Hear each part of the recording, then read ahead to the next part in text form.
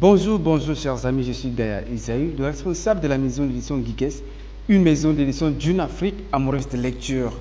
Aujourd'hui, nous allons étudier le livre Les larmes d'amertume, c'est un recueil de poèmes trilingues écrit par Justine Témissia Patali. Justine Témissia Patali est une poétesse engagée.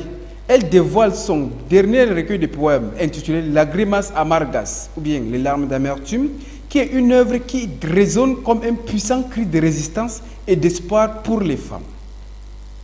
Les larmes d'amertume est un recueil de poèmes trilingues, c'est-à-dire écrits en espagnol, en anglais et en français, de la poétesse Justine Témissia Patali.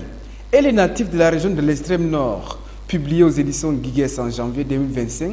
Cette galette littéraire est un hommage à toutes les femmes, celles qui ont élevé la voix et celles qui la murmurent encore, à celles qui sont tombées et à celles qui se sont levées, à celles qui luttent chaque jour pour un monde meilleur, sans injustice ni discrimination. Cet opuscule littéraire n'oscille pas uniquement par sa forme et son contenu.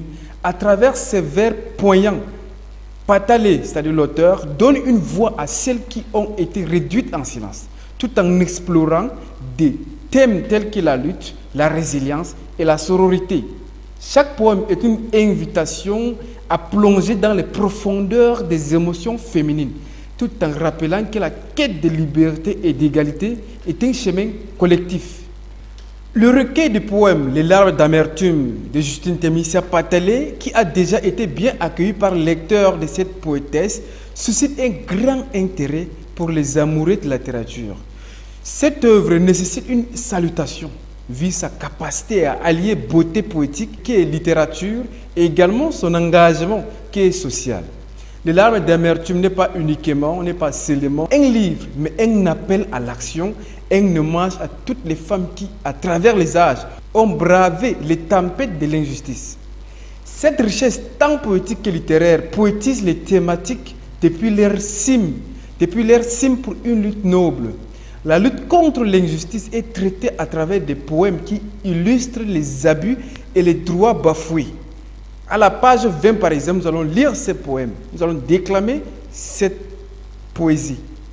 Les larmes d'amertume, mon sourire mourut sur ce sentier funèbre. Je porte le monde dans mon cœur. Je ne peux cacher cette douleur. Sans raison, je suis rempli de tristesse. Le fond de mon regard traduit un silence accablant. Je garde des secrets dans mon âme. La peur me fait trembler. Mais ma force immense, mon courage, non de semblable. Malgré que la vie me fait beaucoup de mal, sourire, je n'en ai besoin. Pour être spécial, ma force et mon courage font preuve de ce que je suis admirable. Je suis une femme qui ne sourit pas. Je mérite respect et amour. Parce que la vie n'a pas été facile. Une lutte interminable, un sourire anéanti, existence sans joie, vie brisée, cœur brisé, corps violé, femme précieuse. La poétesse, telle qu'une prophétesse, lance un appel à l'égalité. À travers ces poèmes que nous venons de déclamer, chaque femme doit trouver au fond d'elle la force pour résilier, pour résister, pour tenir, pour avancer. Oui. Par exemple, à la page 92 et la page 23, le poème La Muse et les cris du silence évoquent sans vergogne cette lutte. À travers son livre Les larmes d'amertume, la poétesse rétorque que le pouvoir des mots est un outil nécessaire pour se libérer et se rebeller contre les injustices.